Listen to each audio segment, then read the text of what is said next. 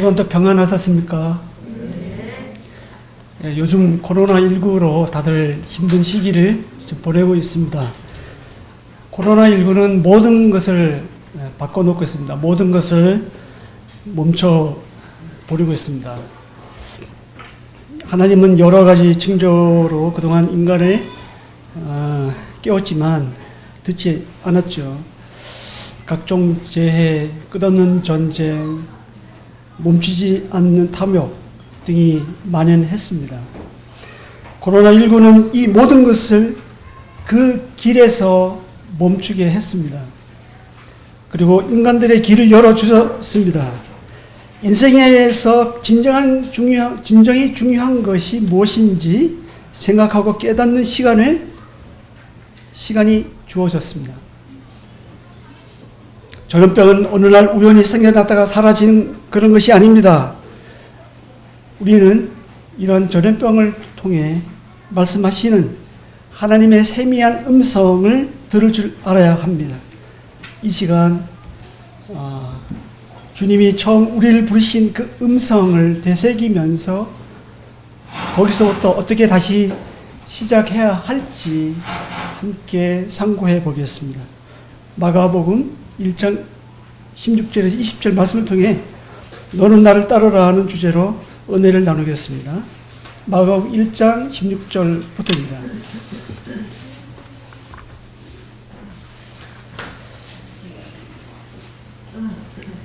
찾으셨으면 함께 읽겠습니다. 갈릴리 해변으로 지나가시다가 시몬과 그의 형제 안드레가 바다에 그물을 던지는 것을 보시니 그들은 어부라. 예수께서 이르시되 나를 따라오라. 내가 너희로 사람을 낚는 어부가 되게 하리라 하시니 그물을 버려두고 따르니라. 조금 더 가시다가 세베대의 아들 야고보와 그 형제 요한을 보시니 그들도 배에 있어 그물을 깁는데 꼭 부르시니 그 아버지 세베대를 품꾼들과 함께 배에 버려두고 예수를 따라가니라. 방금 읽은 이 본문 말씀에서도 알 수 있듯이 예수님은 공생애를 시작하면서 처음으로 자신을 따를 네 사람을 부르셨습니다. 베드로, 안드레, 야고보, 요한입니다. 이들을 보시고 택하여 부르셨습니다. 유대인들은 보통 배울 사람이 스승에게 찾아가서 배우게 해달라고 요청합니다. 하지만 예수님은 직접 자신이 원하는 사람을 보시고 나를 따라오라고 부르셨습니다. 예수님은 일정 지식을 습득한 사람이나 훈련으로 준비된 사람을 부르신 게 아닙니다. 구원의 지식과 어떤 단계를 가르쳐서 이해되거나 동의돼서 그런 사람들을 따라오게 한 것이 아닙니다. 그냥 자신의 때에 자신이 원하는 사람들을 보시고 나를 따라오라고 하셨습니다. 어떤 사람은 예수님을 따르길 원했습니다. 그렇지만 예수님은 내 가족에게 가서 어떻게 큰 일을 행하는지 말하라고 하시면서 집으로 돌려보냈습니다. 어떤 사람은 예수님이 너는 나를 따르라고 하셨습니다. 그렇지만 그 말을 듣는 어떤 사람은 먼저 자기 가족에게 가서 작별 인사를 하고 따르겠다고 했습니다. 그러자 예수님은 손에 쟁기를 잡고 뒤를 돌아보는 자는 하나님 나라에 합당하지 아니하리라고 말씀하시면서 거절했습니다. 하나님 나라의 원리는 자기가 원한다고 해서 되는 것이 아닙니다. 하나님이 원하시는 사람들을 하나님 때에 선택하시고 부르십니다. 예수께서 이르시되 나를 따라오라. 예수님은 무엇을 기대하고 자신을 따라오라고 하셨을까요? 이 말씀을 들은 4명의 제자들은 어떤 생각을 가지고 어떻게 반응했습니까?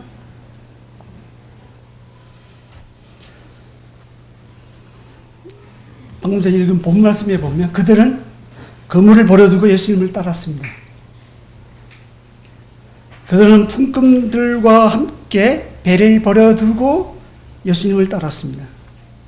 그물과 배는 당시 사람들에게 있어서는 없어서는 안 될 중요한 생계 수단이었습니다. 예수님을 따르기를 하고 그것을 포기했다는 것은 대단한 결단이겠죠.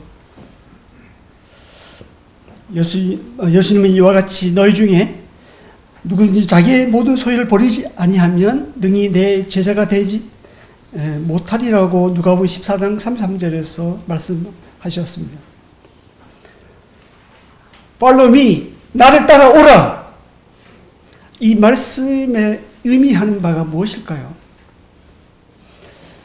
저는 이 말씀 묵상하면서 세 가지로 정리해 보았습니다. 첫째, 주님이 어떠하신 분이신지를 알고 예수님을 따르는 것입니다. 같은 사건을 요한은 좀 더 다르게 구체적으로 기록하고 있는데요. 손을 넣고 한번 요한복음 1장 말씀을 한번 찾아보겠습니다. 요한복음 1장 40절부터 42절까지 제가 읽겠습니다. 요한의 말을 듣고 예수를 따르는 두 사람 중에 하나는 시몬 베드로의 형제 안드레라. 그가 먼저 자기 형제 시몬을 찾아 말하되 우리가 메시아를 만났다 하고, 메시아는 번역하면 그리스도라. 데리고 예수께로 오니 예수께서 보시고 이르시되 내가 요한의 아들 시몬이니 장차 게바라 하리라 하시니라. 게바는 번역하면 베드로라. 그래서 40절에 보면 요한의 말을 듣고라고 시작합니다. 여기서 요한의 말은 36절에 나오는데요. 바로 그 말은 뭐냐면 요한이 예수께서 거느심을 보고 말하되 보라 하나님의 어린 양이로다 라고 하는 것입니다. 그리고 41절에 그리고 그 37절에 보면 두 제자가 그 말을 듣고 예수를 따르거늘이라고 나옵니다. 안드레는 예수님 만나기 전에 이미 세례 요한의 제자였습니다. 그리고 자기 형제 베드로를 예수님께로 이렇게 인도했는데요. 이 안드레, 시몬 베드로, 그리고 요한은 하나님 나라를 사모하고 기다리는 자였습니다. 그들은 모세와 여러 선지자가 기록한 메시아를 기다리고 있었습니다. 어느 날 세례 요한이 예수님을 거느심을 보고 보라 하나님의 어린 양이로다고 외쳤을 때 그분이 바로 구약에서 말씀하는 메시아인 것을 알아봤습니다. 그리고 예수님이 Follow me, 나를 따르라고 했을 때 그들은 모든 것을 버리고 즉시 예수님을 따랐습니다. 이처럼 예수님은 오늘날 우리에게도 말씀하십니다. Follow me, 나를 따르라. 아직 예수님을 믿으시지 않는 분이 계십니까? 나를 따르라 하는 주님의 음성을 잘 들으시길 바랍니다. 나를 따르라고 초청하시는 분이 누구십니까? 그분이 누구신지 아신다면 그분을 따를 것입니다. 예수님은 누구십니까? 방금 전에 읽은 이 본문에서는 어떻게 표현하고 있습니까? 우리가 메시아를 만났다. 요한은 안드레는 그렇게 고백하고 있죠. 2000년 전 오신 예수, 이 땅에 오신 예수님이 바로 메시아입니다. 구약에서 기록한 메시아가 바로 예수 그리스도이십니다. 그분은 4대 성인 중에 한 명이 아닙니다. 그분은 하나님의 아들이시지만 인간의 죄악에서 건지시기 위해 이 땅에 오셨습니다. 그리고 저와 여러분의 죄를 사하기 위해서 신이 하나님의 어린 양으로 십자가에서 죽으시고 부활하셨습니다. 왜일까요? 자신을 따르는 자로 삼기 위해서입니다. 우리는 더 나은 가치를 추구하며 삽니다. 더 나은 가치가 생기면 이전 것을 버리고 새 것을 취할 줄 압니다. 오늘 본문에서 제자들은 나를 따라오라는 예수님의 음성을 듣고 그물을 버려두고 예수님을 따랐습니다. 배를 버려두고 따랐습니다. 그런 의미에서 예수님은 마태복음 13장 44절에서 이렇게 말씀하고 있죠.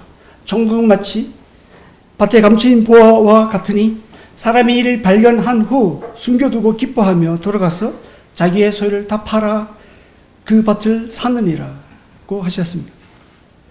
예수님이야말로 하나님이 인간에게 보내주신 최고의 선물이자 보화입니다. 밭에 감추인 보화를 우리가 발견하면 자기의 소유를 다 정리하고 그 밭을 사지 않겠습니까?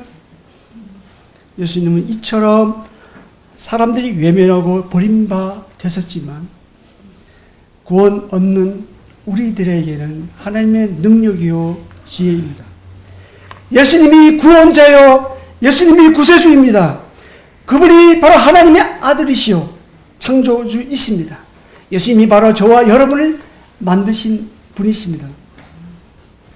예수님이 길과 진리와 생명이십니다. 예수님이 우리 영혼의 목자이십니다. 예수님이 나를 따라오라 하는 그 구원의 초청의 음성의 귀를 기울이시기 바랍니다. Follow me, 나를 따라오라. 나를 따라오라. 이 말씀이 의미하는 바는 또 무엇이 있을까요? 둘째로 예수님 자체를 의미합니다. 당시 사람들은 예수님 자체보다는 예수님께서 행하시는 기적을 보고 따랐습니다. 요한복음 6장 26절에 보면 예수님이 말씀하시길 너희가 나를 찾는 것은 표적을 본 까닭이 아니요 떡을 먹고 배부른 까닭이로다고 하셨습니다. 사람들은 예수님이 오병이의 기적을 행하시는 걸 보면서 예수님을 억지로 붙들어 임금 삼으려고 했습니다. 이처럼 우리 역시 예수님을 따르는 것을 혹 자기의 기대를 충족시켜줄 수단으로 생각할 수가 있습니다. 하지만 예수님이 너는 나를 따르라고 하셨을 때는 바로 이 말씀이 의미하는 바는 예수님 뒤에서 앞서가시는 예수님을 따라가는 것을 말합니다. 즉 예수님의 인격과 성품, 예수님의 말씀과 그의 가르침, 명령, 그리고 예수님의 생각, 뜻, 그리고 예수님의 삶의 방식을 따르는 것을 말합니다. 그리고 예수님이 가신 그 길을 따라서 가는 것을 말합니다. 한동안 제자들은 예수님을 따라다니면서 여전히 자신의 생각, 자신의 소원, 자신의 뜻을 버리지 못했습니다. 베드로와 야고보와 요한은 특히 12명의 제자들 가운데 예수님을 더 가까이에서 따라다녔잖아요. 변화산상에 갈 때도 이 3명만 따라갔습니다. 그런데 그들은 이 땅에서 뭔가 한 자리 차지하려고 했습니다. 어쩌면 예수님을 등에 업고 이 땅에서 예수님의 따름의 보상을 받으려고 했습니다. 여러분도 아시다시피 예수님 당시에는 로마 식민 지배 통치하에 있었고요. 그리고 유대인의 섭정 통치 아래 있었습니다. 많은 유대인들이 예수님을 정치적인 메시아로 따랐습니다. 예수님의 제자들조차도 예수님이야말로 이스라엘을 로마 속박으로부터 구원할 메시아로 기대하고 따랐습니다. 그래서 예수님이 십자가에 죽으러 간다고 예수님께서 알렸을 때 제자들은 이제야 비로소 때가 왔구나 라고 생각하고 한 자리 차지하려고 혈안이 되었죠. 그리고 야고보와 요한의 어머니는 예수님께 와서 내 두 아들을 하나는 주의 왼편에 하나는 주의 오른편에 앉게 하소서라고 청탁을 합니다. 시몬 베드로는 예수님을 잡으려고 군병들이 찾아왔을 때 대제사장의 종의 길을 자를 정도로 무력으로 하나님 나라를 이루려고 했습니다. 그러다가 예수님이 공의 앞에서 신문 받으시고 죄인처럼 멸시를 받으시는 걸 보면서 자기가 생각하는 나라와 다르다는 것을 알고 예수님을 3번씩이나 모른다고 부인했습니다. 이처럼 제자들은 이 땅에서 종려는 날을 기대했습니다. 이들은 모든 것을 버려두고 예수님을 따르는 보상을 이 땅에서 얻기를 기대했습니다. 예수님을 따라 다녔지만 여전히 자신의 생각을 버리지 못했습니다. 우리는 어떤가요? 이 땅에서 정의와 공의가 이루어지는 나라를 꿈꿉니다. 하지만 이 땅에서는 결코 그런 나라는 오지 않을 것입니다. 하나님은 아브라함을 부르실 때 의와 공도를 행하게 하려고 그를 택했습니다. 하지만 이스라엘 민족은 도리어 부정과 불법 그리고 불신앙이라는 열매를 맺었습니다. 다만 이스라엘 가운데 단 한 사람 다윗만이 모든 백성에게 정의와 공의를 행할세라고 역대하 18장 14절에서 말해주고 있는데요. 다윗 외에는 그 어디에도 정의와 공의를 행했다고 한 기록이 없습니다. 이 땅에서는 오직 천년 왕국 때 정의와 공의가 실현되는 이상적인 나라가 올 것입니다. 그 전에는 모두가 최선을 다하겠지만 여전히 부정과 부패가 만연할 것입니다. 왜일까요? 하나님을 떠난 인간 자체가 악하기 때문이죠. 갈라디아서 1장 4절에서는 이 악한 세대에서 우리를 건지셨다고 말씀하고 있습니다. 이 세상은 본질적으로 악합니다. 그래서 이 세상에서 꾸미고 생각하고 또 펼치고 하는 모든 것이 사실 그 속에는 이기적이고 자기를 위한 것이고 악한 것입니다. 그래서 더 이상 이 세상에서는 사실 기대할 것이 없습니다. 이 세상이 어떻게 하든 사실 하나님 편에서 볼 때는 아무도 아닌 거예요. 예수님이 나를 따라오라고 하셨을 때는 이 땅에 속한 나라를 위해 힘써 일하라고 부르신 게 아닙니다. 예수님께서 나를 따라오라고 하셨을 때는 하나님 나라를 위해 일할 일꾼으로 부르셨습니다. 완전히 다른 차원입니다.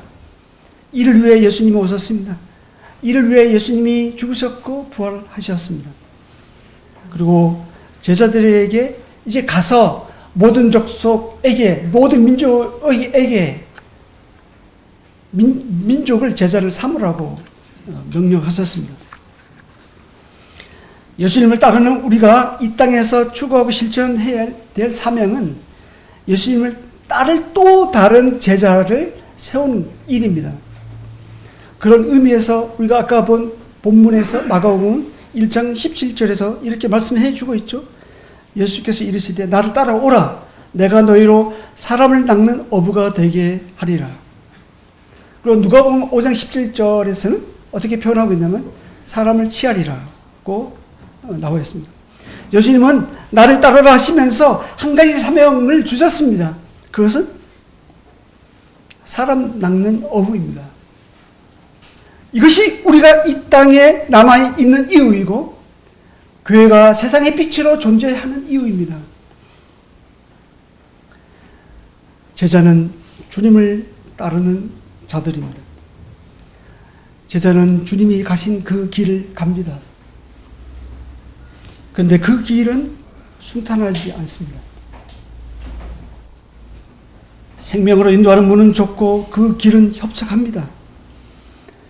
예수님을 따랐던, 오늘 본문에서 예수님의 부름을 초청에 응했던, 그리고 예수님을 평생 따라갔던 이 4명의 제자들의 모습은 바로 예수님이 가신 그 십자가의 길, 그 길대로 죽는 데까지 나아갔습니다. 야고보는 어떻습니까? 야고보는 사도행전 12장 2절에 보면 주 42년경에 헤롯 아그리파 1세 위에 예수님의 제자 12명 제자 중에서 제일 먼저 칼에 찔려 순교당했습니다.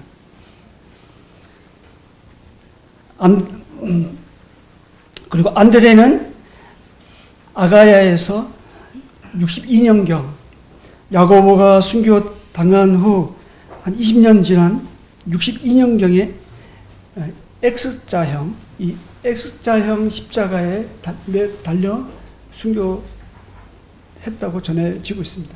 그리고 베드로는 네로 황제 때 64년경 바티칸에서 십자가에 거꾸로 매달려 순교당했다고 전해지고 있습니다. 3명은 다 이렇게 순교당하고 나머지 11명 다 이렇게 순교당했는데요. 어떤 사람은 가죽이 이 가죽이 벗겨서 순교당하기도 하고 뭐 여러 순교당하는 모습이 다 다양합니다. 어떤 사람은 불에 화형에 처해하기도 하고 어떤 사람은 톱에 쓸려서 순교당하기도 하고 예수님의 제자들은 다 그렇게 죽어갔습니다. 그런데 요한은 12명에 유일하게 순교당하지 않고 자연사했습니다. 90년대쯤이었는데 90년대 후반인가 요한은 앞서 순교당하는 11명의 제자들의 소식을 듣고 또 그것을 보고 직접 그렇게 하면서 나도 저 자리에 있어야 되는데 라는 생각을 했을 것입니다. 하지만 예수님이 부탁한 이 모친 마리아를 봉양하는 일에 전념을 당했습니다. 그러면서 이 요한은 내가 이러려고 예수님을 3년간 이렇게 난 모든 것을 버려두고 예수님과 올인했는데 그렇게 따라다녔나 이렇게 생각했을 것입니다. 하지만 요한은 자신의 생각과 포부를 버리고 예수님의 생각과 예수님의 명령을 따랐습니다. 이와 같이 제자들은 예수님을 따르는 대가가 순교였습니다. 자신의 뜻을 펼치지 못하고 평범한 자연인으로 살아가는 것이었습니다. 이처럼 예수님을 따르는 우리도 어쩌면 험난한 미래가 기다리고 있을 수 있습니다.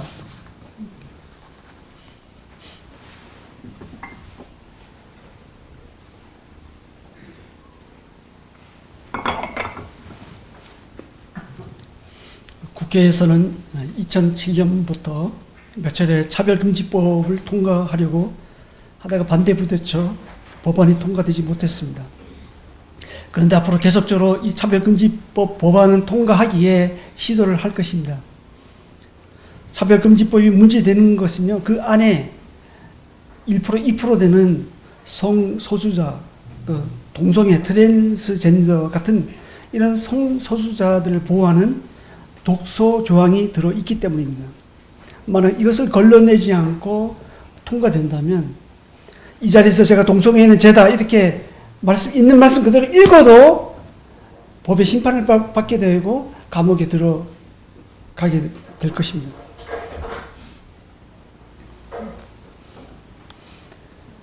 실제 먼저 시행된 나라에서는 동성교례 주례를 거절했다가 법의 심판을 받은 사례가 있습니다. 이것은 한 남자와 한 여자의 만남으로 이루어지는 결혼을 설계한 하나님의 말씀을 정면으로 배치되는 행위입니다.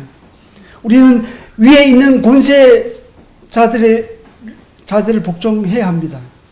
하지만 하나님의 말씀은 세상의 권세 위에 있기 때문에 우리는 아닌 것을 아니라고 말할 수 있는 용기가 필요합니다. 앞으로는 전도도 마음대로 못하게 될 수 있습니다. 낙태를 반대하고 이단은 이단이라고 하면 차별금지, 차별하는 것이 되기 때문에 처벌받게 될 수 있습니다. 종교의 자유, 표현의 자유가 차별금지법 아래서 또 다른 역차별을 받게 될 수 있습니다. 따라서 차별금지 법안을 발의할 때나 청와대 어떤 국민청원에 올라갈 때는 그리스도인이라면 나는 하나님께 속했다는 그 표시로 반대 의사를 해야 합니다. 하지만 이런 것은 작은 일에 불과합니다. 앞으로는 우리 앞에 어떤 예기치 않는 일이 올지 모릅니다. 우리가 원하지 않는 일들이 우리 앞에 닥칠지 모르겠습니다. 예수님의 발자취를 따라갔던 사도 바울처럼 어쩌면 옥에 갇힐 수도 있고 몇 올 수없이 맞을 수도 있고 여러 번 죽을 뻔할 수도 있습니다. 그리고 강과 바다와 강도와 동족의 위험과 이단으로부터 위협을 당할 수 있습니다. 또한 여러 번 자지 못하고 배고파하고 목마르고 헐벗는 일을 겪을 수 있습니다. 우리는 이러한 것을 원하지 않습니다. 그렇다고 예수님을 따라가려면 피할 수는 없습니다. 성경은 그리스도인들에게 편안한 삶을 약속하지 않았습니다. 대신 어떠한 어려움이 오더라도 능히 이길 수 있는 힘과 지혜를 주시겠다고 말씀하십니다. 권세자들 앞에 가면 성령께서 마땅히 대답할 말을 주시겠다 말씀하십니다. 그것을 없애주겠다고 한 것이 아닙니다.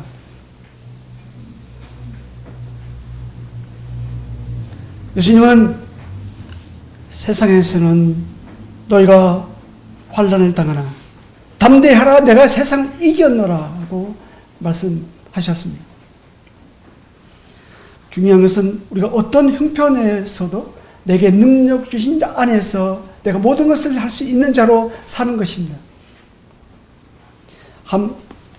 예수님은 우리를 홀로 내버려 두지 않으십니다. 한 발 앞서 가시면서 길이 없으면 길을 만드시고 앞에 강이 있으면 강을 마르게 해서 우리를 걷게 하십니다. 우리가 그것을 말리려고 애쓸 필요가 없습니다. 예수님을 뒤를 따라가기만 하면 되는 거예요. 그럼에도 불구하고 불안에 떠는 우리들에게 말씀하시기를 내가 세상 끝날까지 너희와 항상 함께 하시리라고 약속하셨습니다. 그분이 우리와 함께 하십니다. 어떤 어려움이 오더라도 어떤 핍박과 역경과 박해가 오더라도 두려워하지 않을 것은 그런 가운데서도 예수님이 우리와 함께 하시기 때문입니다. 예수님을 따르는 길이 고난과 박해가 겸하여 오겠지만 그 길이 영광의 길입니다. 그 길은 복된 길입니다. 그 길은 영생을 상속받는 길입니다. 예수님을 따르는 길이야말로 가치 있는 길입니다. 나를 따라오라 팔로미 이 말씀이 의미하는 바가 또 무엇이 있을까요? 세 번째는 예수님을 따르기 위해서는 처리해야 될 것이 있습니다. 그것은 자기를 부인하고 자기 십자가를 지는 것입니다. 누가복음 9장 23절에서 이렇게 말씀하셨습니다. 아무든지 나를 따라오려거든 자기를 부인하고 날마다 제 십자가를 지고 나를 따를 것이니라. 예수님을 따르는 데 있어서 장애 요인이 있다면 물론 앞서 말씀드린 어떤 외부적인 요인이 있을 수 있죠. 어떤 박해, 어려움, 그 핍박 올 수 있어요. 근데 사실 그보다 더 강적인 뭐냐면 자기입니다. 내 자신입니다. 이 자기는 자아를 말하는데요. 이 죄로 더럽혀진 이 자아는 이기적이고 자기중심적입니다. 그래서 본인 의도와 달리 시간이 지나면 변질됩니다. 전에는 괜찮았는데 그 위치에 가면 사람이 변하는 게 인간이죠. 그래서 이런 사람의 연약함을 잘 아시기 때문에 주님은 말씀하시기를 나를 따라오려거든 자기를 부인하고 날마다 자기 십자가를 지라고 하십니다. 그리고 나서 나를 따르라고 하셨습니다. 여기서 자기를 부인하는 것은 자기 자신과 자기의 소원을 포기하는 것을 말합니다. 자기 부인은 또 자기 부정입니다. 하나님 앞에서 자기가 내가 아무것도 아닌 자라는 것을 아는 것을 말합니다. 이것은 자기 학대와 다른 의미인데요. 하나님 빠지면 자기 연민과 자기 학대가 될 수가 있겠지만 하나님 생각하면 하나님 없이는 한순간도 살아갈 수 없는 자임을 아는 것이 자기 부인입니다. 우리는 하나님 앞에 늘 겸손해야 합니다. 내 힘이 아닌 하나님의 능력을 더 입어야 우리가 살 수 있는 존재들입니다. 어제 어떤 성도로부터 큐티 나눔, 성경 읽기 나눔 글을 받아서 감동된 글이 있는데요. 소개해드립니다. 나의 매일은 주님의 사랑의 결과이다. 어떠십니까? 아멘. 저는 아멘입니다. 정말 그래요. 매일의 나는 주님의 사랑의 결과입니다. 나의 매일은 주님의 은혜의 결과입니다. 내 힘으로 내가 노력해서 사는 것 같지만 사실 주님의 은혜, 주님의 사랑이 없이는 우리가 한순간도 살아갈 수 없는 존재들입니다. 주님을 따르는데 또 하나 해결해야 할 과제가 있습니다. 그것은 자기 십자가를 지는 것입니다. 여기서 자기 십자가는 더 이상 이제 항소할 수 없고 지옥적인 사형 선고가 최종적으로 확정되었을 때 짊어지는 것을 말합니다.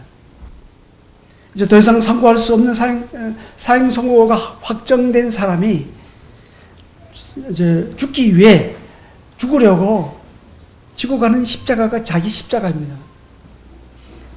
이런 사람이 무엇을 기대할까요? 자기의 어떤 소유의 넉넉함입니까? 아니면 미래의 계획일까요? 아닐 거예요. 어쩌면 어떤 살려고 하는 것보다는 차라리 빨리 죽었으면 좋겠다고 생각하고 자기 십자가를 지고 갈 것입니다. 차라리 빨리 죽는 것이 소망일 수가 있습니다. 그런데 예수님은 이러한 자기 십자가를 날마다 지으라고 하십니다. 왜일까요? 우리는 어제 괜찮았는데 어제 괜찮다고 해서 사실 오늘도 괜찮을 그런 일이 많이 대부분 없습니다. 자기 십자가는 어쩌면 자기 자신일 수도 있지만 나의 배우자가 자기 십자가일 수가 있겠죠. 그리고 나의 동료, 나의 친구, 그리고 나의 자녀일 수가 있습니다. 우리는 이 관계 속에서 나의 생각, 나의 소원, 나의 뜻, 나의 탐욕, 그리고 나의 어떠함을 날마다 죽여야 합니다. 그래야 주님의 생각, 주님의 열정, 주님의 뜻, 주님의 삶의 방식, 주님의 어떠함이 내 안에 채워지게 되기 때문입니다. 그런 의미에서 사도 바울은 고린도후서 15장 31절에서 이렇게 말씀해 주겠죠. 나는 날마다 죽노라.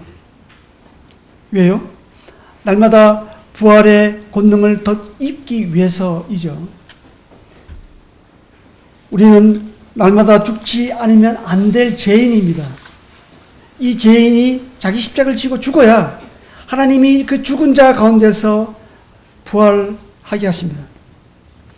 날마다 자기 십자가를 지고 죽어야 날마다 부활의 권능을 경험하게 됩니다. 날마다 내 손이 포기되어야 하나님 뜻이 우리의 삶 속에서 나타납니다.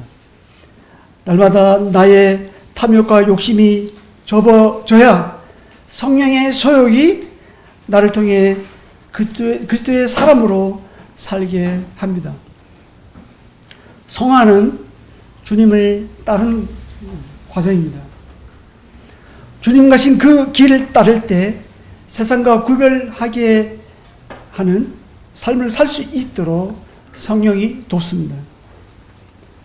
언제나 문제는 죄로 더럽혀진 내 자신이죠.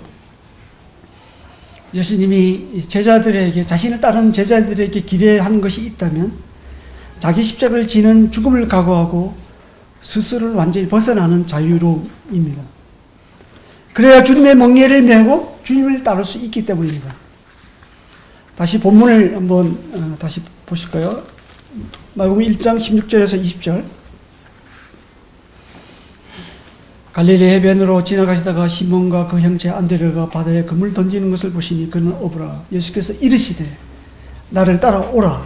내가 너희로 사람을 낚는 어부가 되게 하리라 하시니 곧 그물을 버려두고 따르니라. 조금 더 가시다가 세베대 아들 야고보와 그 형제 요한을 보시니 그들도 배에 있어 그물을 깁는데 곧 부르시니 그 아버지 세베대를 품꾼들과 함께 배에 버려두고 예수를 따라가니라. 예수께서 이르시되 Follow me, 나를 따라오라. 예수님은 이 시간 우리 각자에게 말씀하십니다. 너는 나를 따라오라. 지금 저나 여러분 누구를 따라가고 있습니까? 무엇을 따라가고 있습니까? 그대로 서 있습니까? 주저앉아 있습니까? 예수님이 아닌 다른 그 어떤 것을 따르고 있습니까? 그것이 무엇입니까? 세상 가치관입니까? 세상의 물질입니까? 세상이 주는 달콤한 유혹의 쾌락입니까? 아니면 어떤 사상이나 신념입니까? 최근 내 삶을 이끄는 원동력, 그것이 무엇입니까? 한 주 동안에 내가 가장 많이 생각하고 가장 많이 말한 그 주제가 무엇입니까? 최근 코로나19 전염병은 모든 것을 멈추게 했습니다. 하나님은 이러한 전염병을 통해 잠시 멈춘 그 자리에서 한번 생각할 기회를 주시고 계십니다. 그러면서 지금 현재 그 자리에서 처음 우리를 부르신 그 예수님의 그 음성, 나를 따라오라. 그 음성을 다시 들려주십니다. Follow me, 나를 따라오라. 하나님이 우리를 구원으로 부르신 그 순간 우리가 돌아가서 나를 따라오라 하신 예수님의 음성을 되새기면서 다시 한번 예수님을 따라가야 하겠습니다. 예수님은 당시 제자를 부르신 것처럼 오늘날 우리도 자신을 따르는 제자로 부르셨습니다. 예수님을 따르는 것은 예수님의 모든 것, 예수님의 전부, 그것을 따르는 것입니다. 곧 그 말의 의미를 한마디로 말씀드리면 곧 내가 예수로 사는 것입니다. 정리하겠습니다. 오늘은 마가복음 1장 16절에서 20절 말씀을 가지고 너는 나를 따르라는 제목으로 함께 나눴습니다. 이 말씀이 의미하는 말을 세 가지 말씀드렸습니다. 첫째, 주님이 어떠하신 분이신지 알고 예수님을 따르는 것입니다. 제자들은 예수님을 보고 우리가 메시아를 만났다라고 고백했습니다. 나를 따르라고 부르신 그분이 메시아라는 것을 알 때 모든 것을 버리고 그분을 따를 수가 있습니다. 아직 예수님을 믿지 않는 분이 계시다면 나를 초청하고 이 계신 그분이 바로 나를 만드신 창조주요, 구원자요, 그분이 우리의 목자라시라는 것을 아시기 바랍니다. 둘째, 예수님 자체를 따르는 것을 말합니다. 당시 사람들은 예수님을 자신의 배고픔을 어떤 배고픔이나 해결해주는 선생이나 그리고 로마의 압제로부터 해방할 임금으로 생각해서 따랐습니다. 하지만 나를 따르라고 하신 주님의 음성은 하나님 나라의 왕으로 오신 예수님 자신을 따르는 것을 말합니다. 제자는 예수님을 따르는 자입니다. 왕으로 오신 예수님 자신을 따르는 것을 말합니다. 예수님의 인격과 성품, 예수님의 말씀과 가르침, 예수님의 소원, 예수님의 삶의 방식, 예수님이 가신 그 길을 내가 따라서 가는 것을 말합니다. 그래서 또 전도해서 예수님을 따른 또 다른 제자로 세우는 것이 우리에게 맡겨진 사명이고 교회가 존재하는 이유입니다. 주님을 따르기 위해서 들어가는 문은 좁습니다. 그리고 그 좁은 문을 들어서 가는 그 길은 협착합니다. 그럼에도 불구하고 그 길은 예수님을 따르기 위해서는 피할 수 없는 길입니다. 하지만 그 길대로 따라가면 그 길이 생명의 길이고 그 길이 복된 길이고 그 길이 영생을 상속받을 길입니다. 셋째, 자기를 부인하고 자기 십자가를 지고 따라오라고 하십니다. 여기서 자기를 부인한다는 것은 자기 자신과 자기의 소원을 포기하는 것을 말합니다. 그리고 자기 십자가를 지는다는 것은 더 이상 항소할 수 없는 사형 선고가 확정된 사람이 죽으려고 지고 가는 십자가를 말합니다. 이러한 십자가는 날마다 져야 합니다. 날마다 하나님 말씀 앞에 나의 생각, 나의 소원, 나의 욕심을 내려놓아야 합니다. 그래야 성령님께서는 주님의 생각, 주님의 소원, 주님의 열심, 주님의 열정, 주님의 뜻, 주님의 어떠하심을 내 안에 가득 채워 주십니다. 이렇게 성화는 주님을 따르는 것입니다. 우리는 무엇을 따라가고 있습니까? 우리가 그동안 바쁘게 살아왔는데 그 따르는 것이 무엇입니까? 누구를 따라가고 있습니까? 4명의 제자들은 나를 따라오라고 하신 말씀하신 주님이 오늘 이 시간 여기 앉아 있는 여러분, 이 방송을 듣고 계신 모든 분들에게 말씀합니다. 동일하게 말씀합니다. 나를 따라오라. 발놈이 나를 따라오라. 최근 코로나19 전염병은 이런 주님의 최초의 부르심을 다시 생각해 보게 합니다. 한 주간, 앞으로 우리가 한 주간 또 살아가야 합니다. 그리고 앞으로 우리 남은 일생 살아가야 합니다. 최초 우리를 부르신 예수님의 음성, 나를 따라오라. 그 주님의 음성이 의미하는 바로 우리가 다시 한번 되새기면서 그분 길을 우리가 한 걸음 한 걸음 따라가는 우리 모두가 될 수 있기를 바랍니다. 기도하겠습니다.